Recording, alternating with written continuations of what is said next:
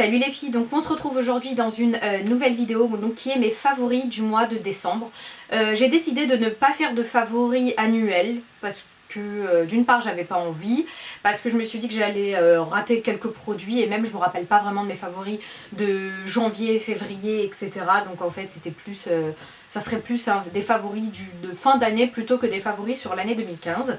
Donc voilà, je commence cette année avec des favoris, mais mes favoris du mois de décembre. Pardon, du mois de janvier, même si tous les produits que je vais vous présenter ne sont pas des achats du mois de décembre, mais ont déjà un petit bout de temps. Donc voilà, si le make-up que je porte vous intéresse, sachez juste qu'il sera dispo sur ma chaîne dans les semaines à venir. Voilà. Donc on commence tout de suite par en fait ce que j'ai devant moi, il n'y a aucun sens. On va commencer par un fond de teint. Donc comme je vous l'avais dit, dans ma dernière vidéo qui était le haul qui durait 23 minutes. Donc j'essaye en fait de tester et de me remettre à des fonds de teint qui sont beaucoup plus abordables. Donc je sais que dans ma dernière vidéo, une fille m'a conseillé l'accord parfait. Donc l'accord parfait, le velours Dream quelque chose de chez Maybelline et le Easy Mix vont rejoindre ma collection. Bon, peut-être pas tous d'un coup, mais voilà, au fur et à mesure du temps. Bref, tout ça pour vous présenter le fond de teint qu'en ce moment je crois que j'ai porté tout le mois, vraiment. J'ai porté tout le mois celui-ci avec le Fit Me Matte and Poreless, mais celui vraiment que j'ai kiffé porter, c'est celui-ci. Le rendu est juste incroyable. Lorsque vous l'appliquez dans un premier temps, le rendu est mais lorsqu'il sèche, il est juste ouf, il tient super bien, il fait une peau incroyable, il fait une peau semi-mate qui tient toute la journée, sans effet de matière, vraiment un très bon fond de teint à un prix abordable. Donc celui-ci je l'ai acheté il y a bien longtemps, ouais je crois en juin, quand j'étais aux US, mais je vous trouverai le lien peut-être sur Amazon etc, parce que je pense qu'il doit être pas compliqué à trouver. Donc c'est le Maybelline Dream Liquid Mousse Airbrush Finish en teinte Sandy Beige. Pour moi, il y a une pompe, c'est pas mal puisque sur le Fit Me Matte and Poreless il n'y a pas de pompe, c'est juste chiant, on en applique toujours beaucoup trop. Donc voilà, un très bon fond de teint. En ce qui me concerne, j'utilise avec donc un kabuki, peu importe, on s'en fout, il y en a plein de marques le font, Zoeva, Sigma, etc. Donc c'est juste en fait, je prends, bon là j'ai pris celui de Real Technique. En clair, je prends mon kabuki, je prends un spray, là c'est le Charged Water de chez MAC. Tout ce mois j'ai utilisé celui Smashbox. Je spray donc mon pinceau. J'en mets pas beaucoup, hein. Je mets 1 à 2 pompes d'eau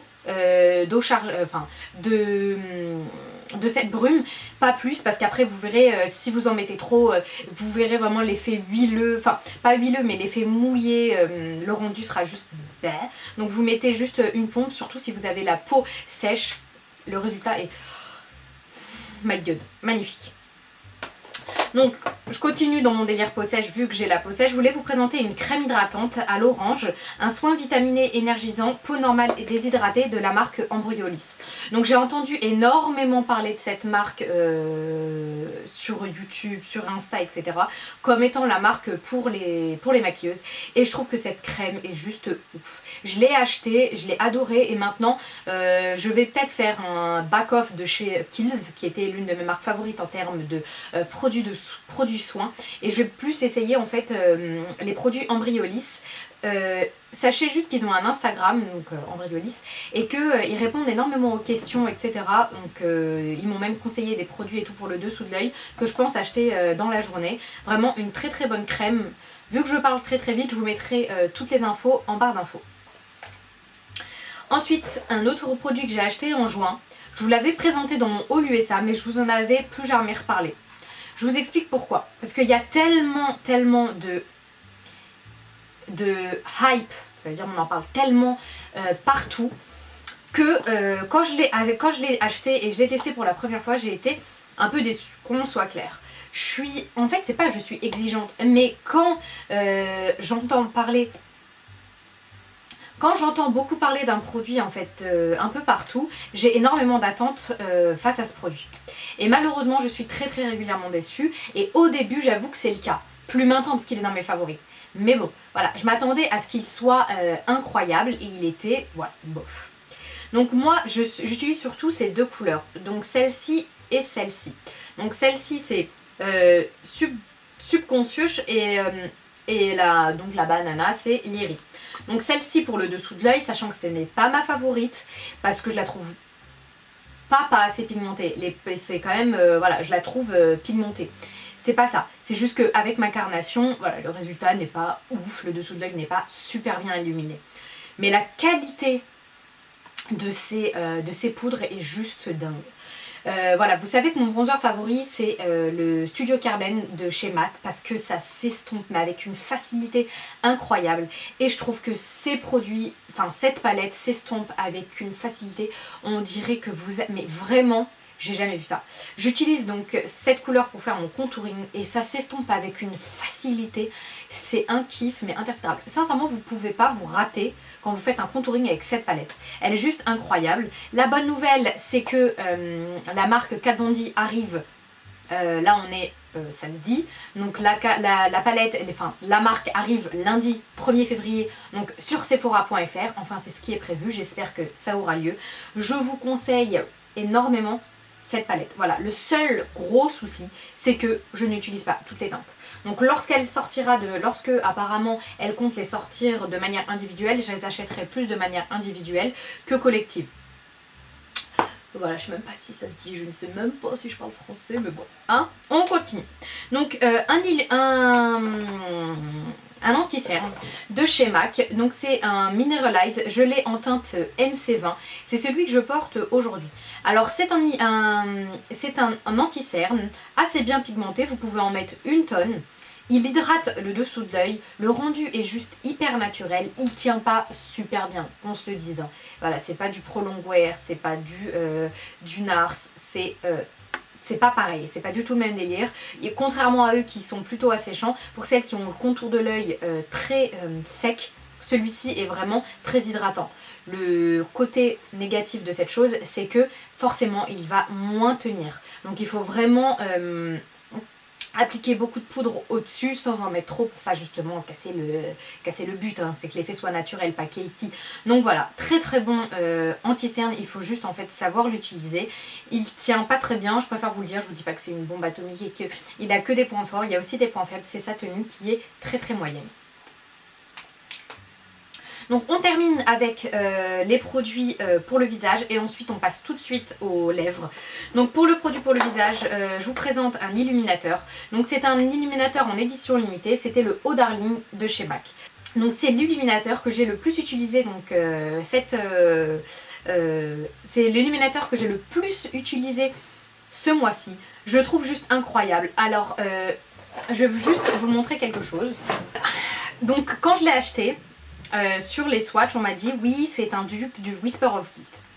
Vu que ça fait des années que les gens cherchent des dupes, je me suis dit bah non c'est pas possible. Et quand on les voit comme ça on se dit ouais mais pas trop.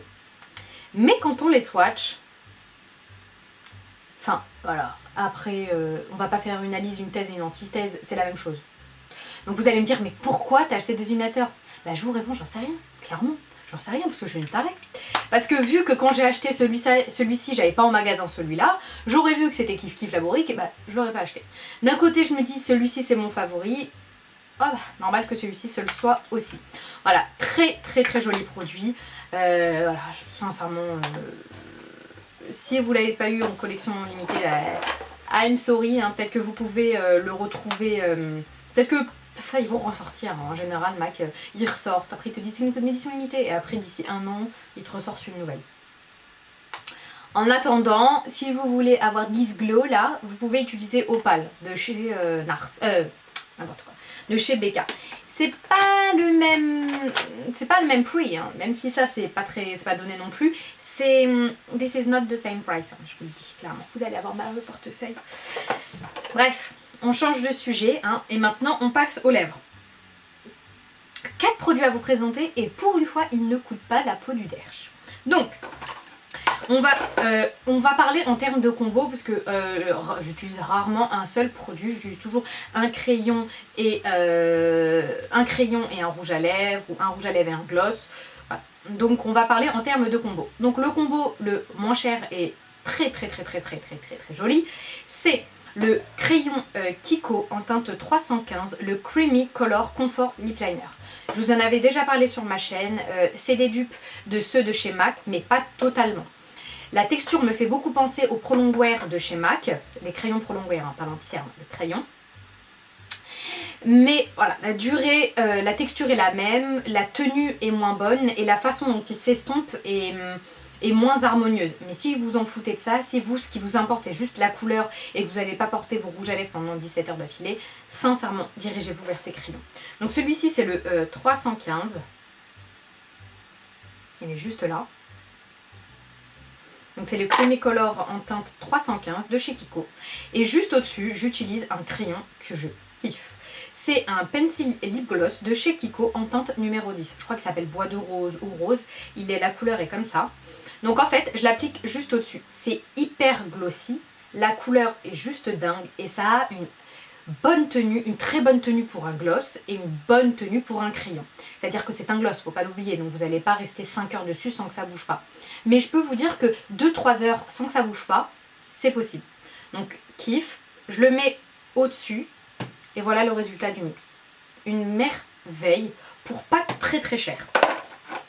Et ça tient plutôt bien, sérieusement. C'est pas splendide. Voilà, un mix, une merveille. En tout et pour tout, les deux vous coûtent moins de 10 balles. Et ça tient hyper bien. Et le résultat est juste incroyable.